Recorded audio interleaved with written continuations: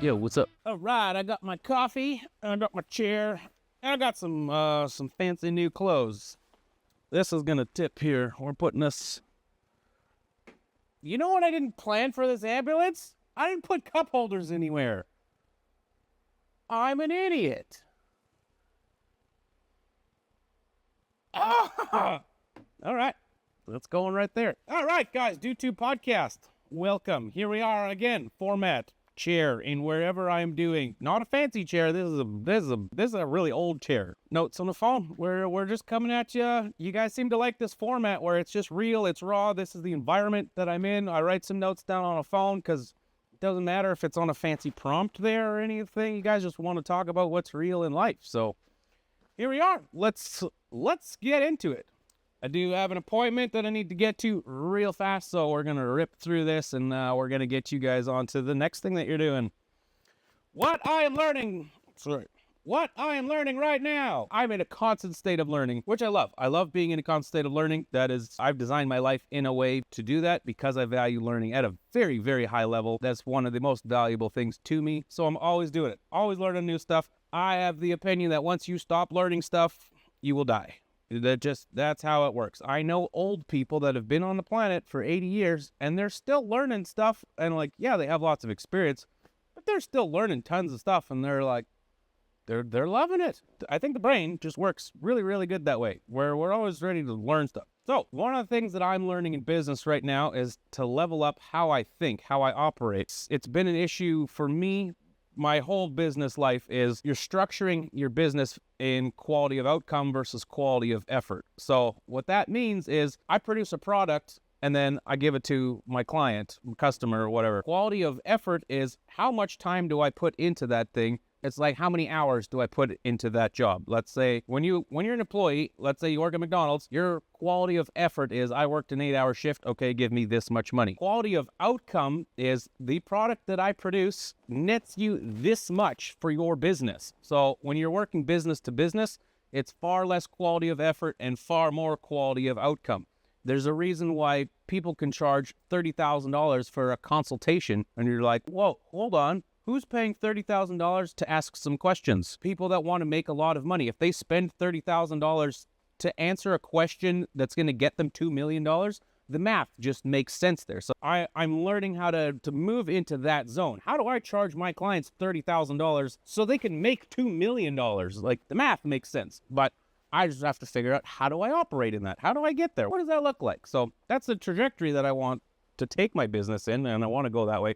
I'm starting to do it. I have known about that principle for a long time. Just implementing it is difficult. I come from the blue collar space. I'm holding a shovel. I'm digging dirt. All right, I work for 8 hours. Give me this much money. It's a different mindset to have. So that's just where I struggle with that one. I'm learning. We're making progress on it. Start small, and then you grow into it. I am not charging people $30,000 for a consultation right now because I don't have the confidence to do that. Is it just a simple thing as just start charging people 30 grand? Definitely not where I live. Not in this area here. That would be a hard and fast no from every single person. I can tell you right now. But as I develop, as the relationships with other business owners and people that I know and the whole networking world, it's all about who you know in business, right? So I know people that they'll spend 15 grand to go sit in a room with a certain person because that person has connections to people that they want to do business with. And again, that $15,000 that they spend, is that going to get them $2 million of business?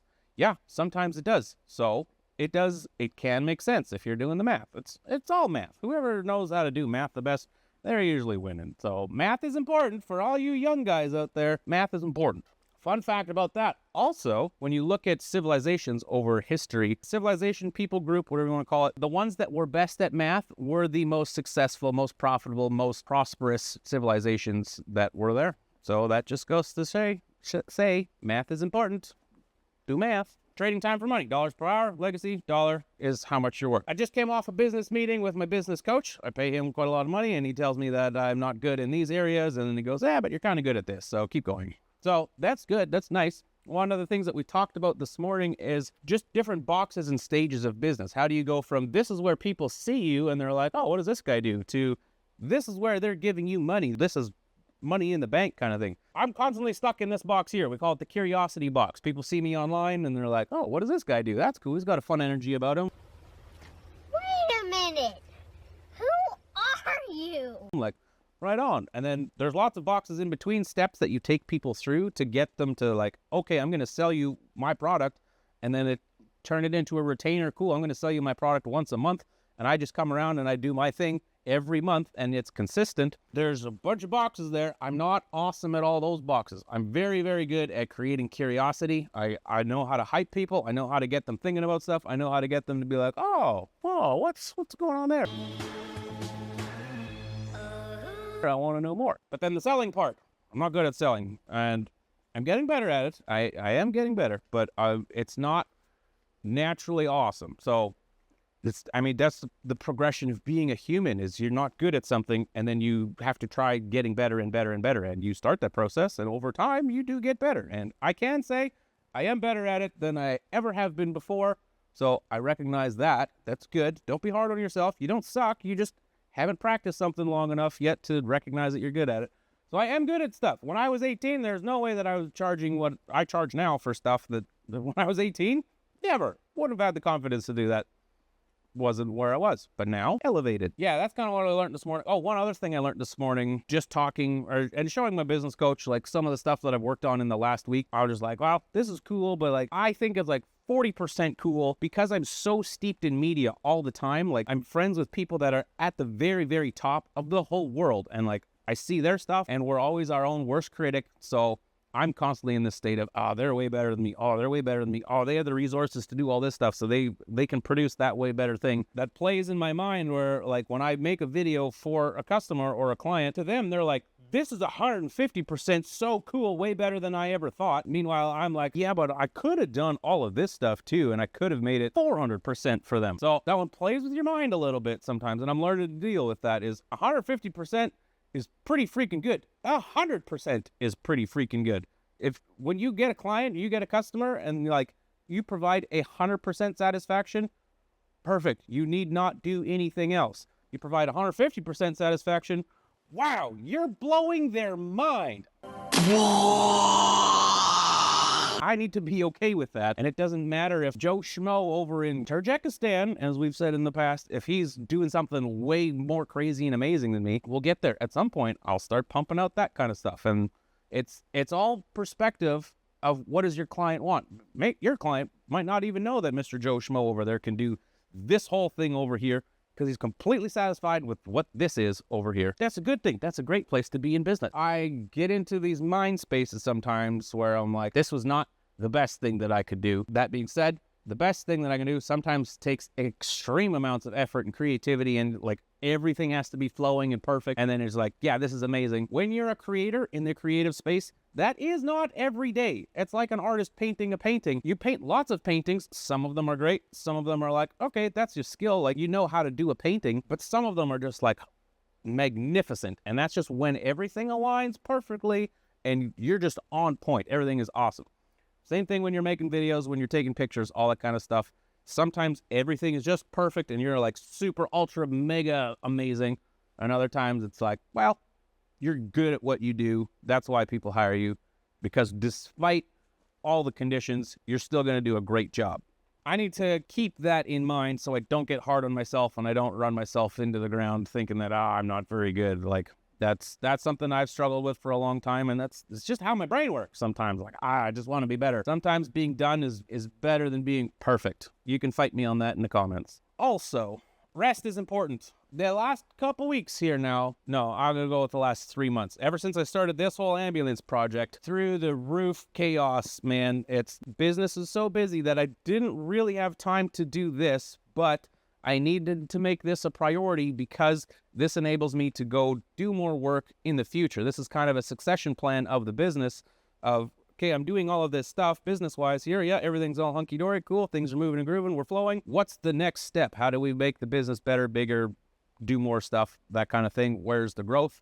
This is the growth aspect of it. So adding this into the pile of an entity that I have created that's doing fine. It's new pressures, new chaos, new decisions, all that sort of stuff. I feel a little overwhelmed right now, which is expected. That's called being the boss. You're overwhelmed. That's a normal state of being. That's why I'm in charge of stuff, because I know how to handle it. I can function through it. I know lots of people that have told me actually that if they had to deal with everything that I'm dealing with, They would have quit a long time ago. They would have just dropped everything, throw it all in trash, go do something else because they can't handle it.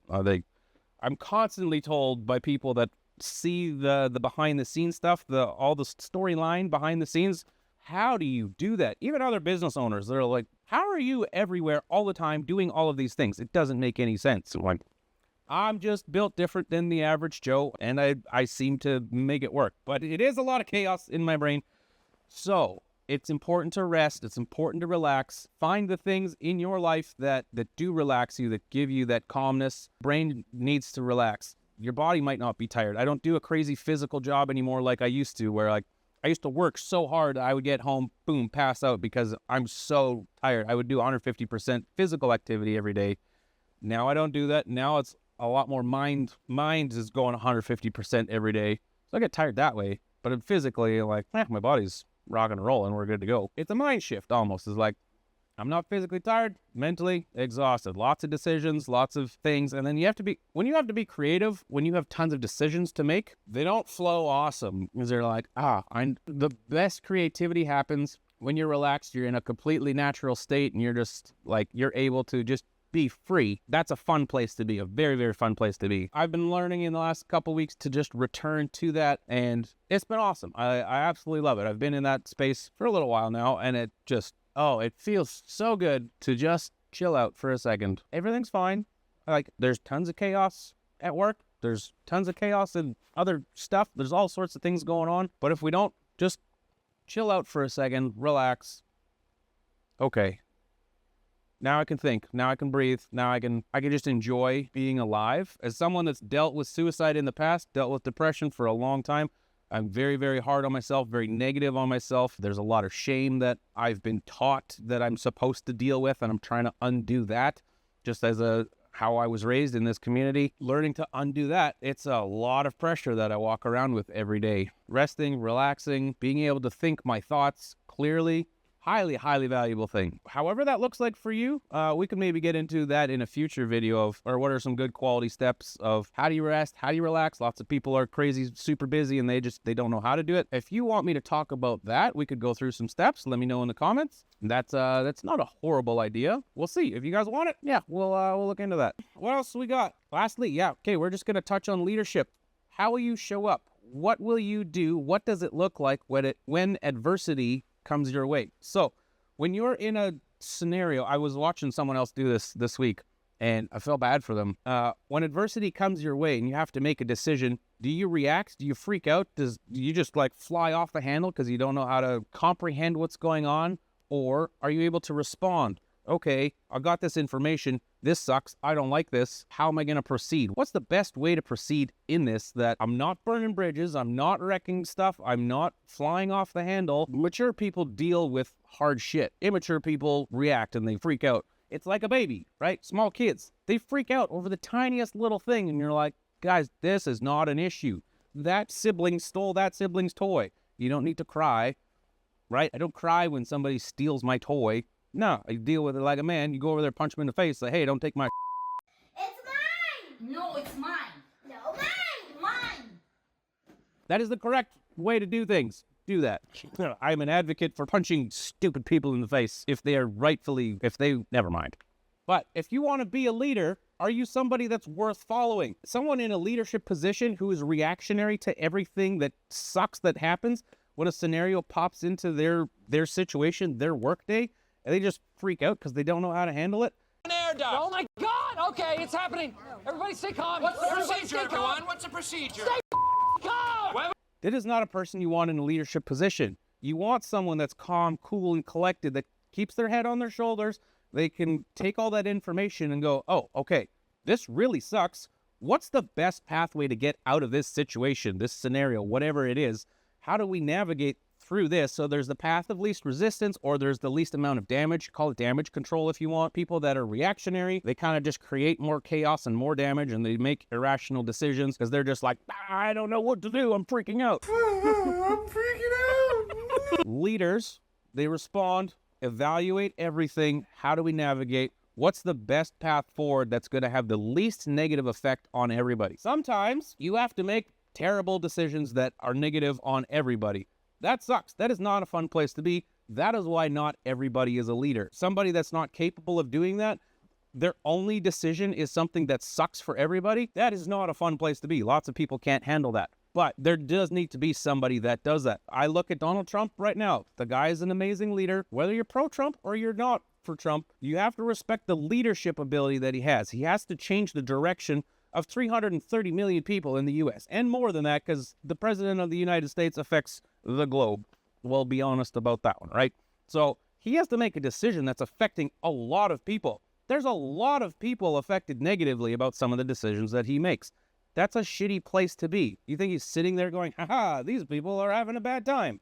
No, if you think that is what he is doing, gosh, you should probably start watching a different channel. Like that one doesn't, he is a human. He loves people. He's trying to change the country so that people have a better life. If you can't see that, I don't know how else I can help you. I don't know. So just to return to that whole thing, when you're in a position of leadership, do you react or do you respond? Look at Donald Trump. Does he react when something happens? Well, maybe a little bit.